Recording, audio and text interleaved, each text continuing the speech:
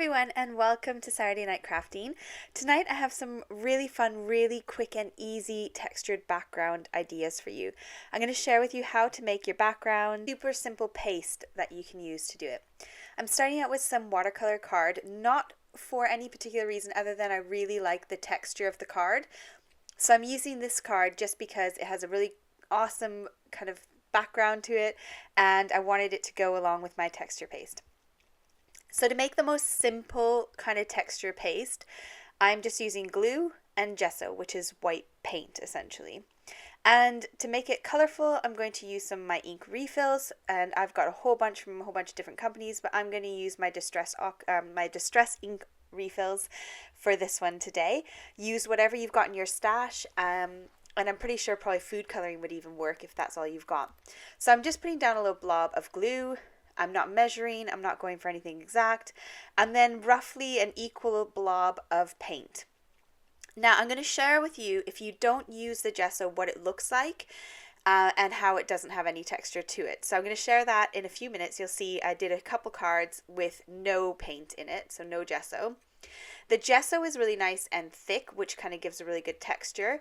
The glue sort of helps hold it together and it makes it dry really nice and holds that color in there. I don't know what it would be like if you just did the paint, but I mixed the paint and the glue because I like how they look together, and so that's just what I do. So kind of equal portions and then some blobs of ink until you get a color you like. Now I'm just smearing down my paste, my homemade paste, and then I'm kind of dabbing it with the back of the spatula to make it lift a bit. And I'm sort of tiny bit blending the colors in between to kind of make them merge a little bit on that edge where they touch, but not too much. You could do more if you want, if you've got colors that blend a bit better together. But that's all I'm doing. It took me about 3 minutes to do just that one background. And of course I've got extra paste, so I'm going to keep going until I use it all up and make up some backgrounds. You'll see at the very end of the video I've got loads of samples for you of all the different ones I did. I got carried away and used different colors and added some extra elements in. So keep watching the video if you want to see some more ideas.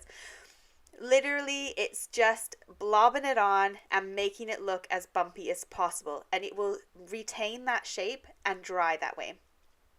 These are new in my collection from Craft Stash. They are sentiment stamps and dies, and you can use them separately or individually or together.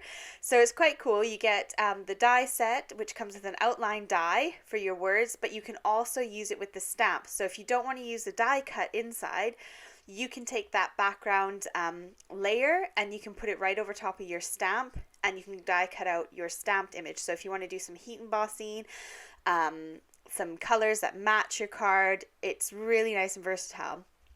So I got the full collection from Craft Stash. I asked for it as a design team member because I really like the products. And so they sent me the whole collection, which is very kind of them, and I absolutely love it. I'll put all the links down in the description box for you for everything I used today, apart from the glue and the paint because they're really old and I'm not sure where they came from, but you just need gesso and glue anyways. So I've got this whole collection, which I'll probably be using quite a lot in the future because this is my kind of thing. I really like these sentiments. And they go so nicely with so many different things. They're quite long, so they go across the whole front of a card. Now, Craft Stash made an oopsie and sent me 3 extra ones. So I asked them what they would like me to do, and they said, give it to you. So we have a little giveaway, which is thanks to Craft Stash. So if you would like one of these sets, then all you need to do is comment down below saying you would like to be entered. I will give all 3 of them away to 3 different people, 1 set to each person. Comes with the stamps and the dies, and I will post it with my own money from my own pocket. So if you would like this, just comment down below, say you'd like to be entered in the draw.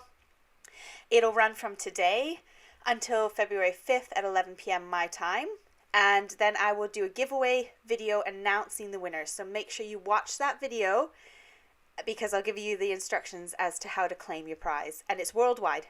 Anyone can join in. Nobody is excluded. I will post anywhere in the world.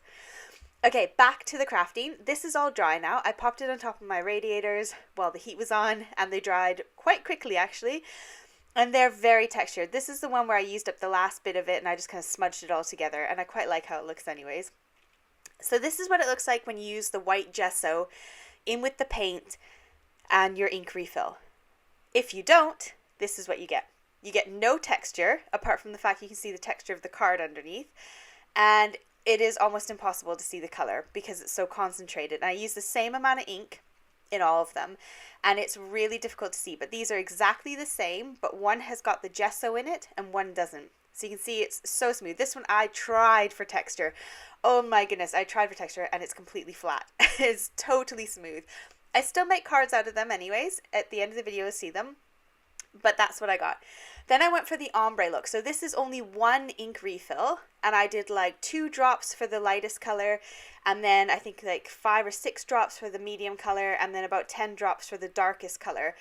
And then I got a beautiful ombre look. So this is only one ink refill, and I just did different concentrations of the ink in with my mixture.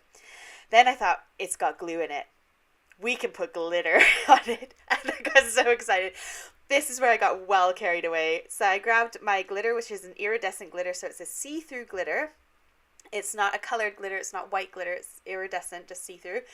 And I poured it on when it was all still wet. Obviously you're not going to want to dab it in because you kind of lose it in the texture paste itself. But if you sprinkle it on top, you can see barely any of it's coming off. Some does come off because I put quite a bit on. But when it dries, it absorbs that glitter and keeps it stuck on. And you get the beautiful texture, really, really dimensional texture. And it sparkles, which I love. So you can do quite a lot with this. You can add different elements if you want.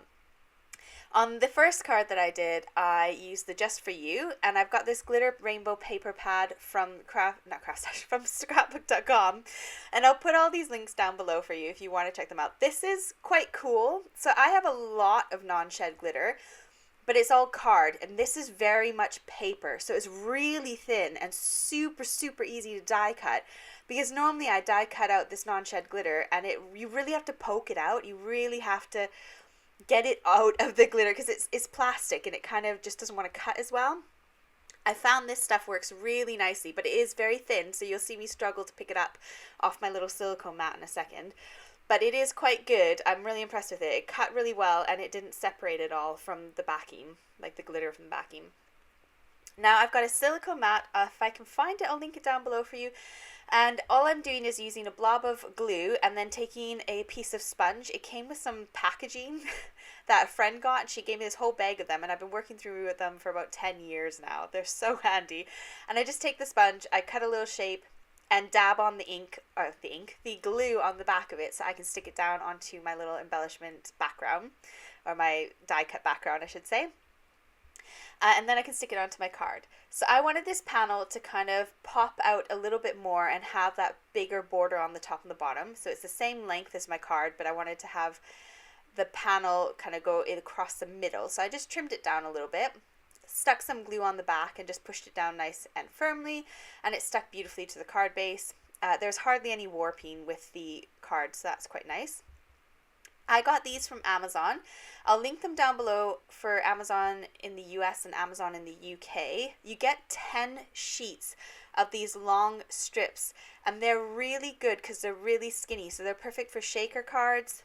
They're perfect for lining the backs of sort of sentiments like this. So all I did was just kind of blob on a whole bunch of these little strippies, and then my card was ready to be popped up. So they're nice and thin and really easy to work with.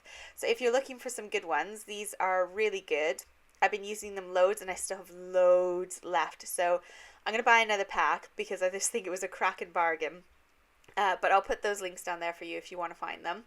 And that's all I did, was just pop it straight on. Now you could go for gold and you could add some more sequins or some gems or whatever you feel like. But I wanted just nice, quick, simple thank you cards. I've got a lot of people to thank for all the helping with the moving of the house, for helping with things with my mom. And so I just wanted to make a whole bunch of thank you cards that I could send out that were nice and lightweight. Oh, and this card here, I found the most pretty pearlescent pink cardstock that matched my pink in the background.